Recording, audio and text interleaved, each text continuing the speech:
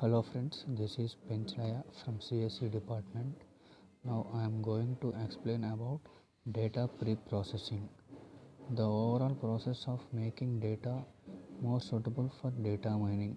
It includes several tasks employed in the process to make data more relevant. Now coming to data pre-processing tasks. There are 5 main tasks in data pre-processing. First one is data mining task, and the second one is data cleaning, data transformation, data reduction, and data discretization. Now coming to data mining tasks. Data mining deals with the kind of patterns that can be mined. On the basis of the kind of data to be mined, there are two categories of functions involved in data mining.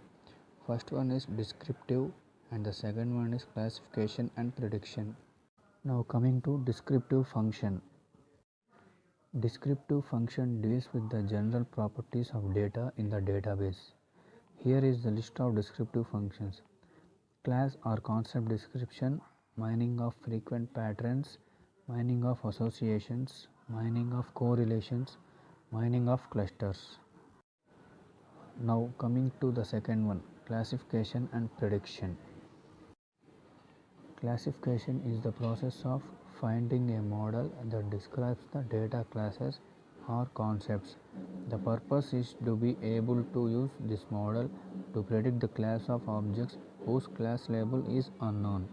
This derived model is based on the analysis of sets of training data. The derived model can be represented in the following forms: classification if-then rules, decision trees, mathematical formula, neural networks. Thank you.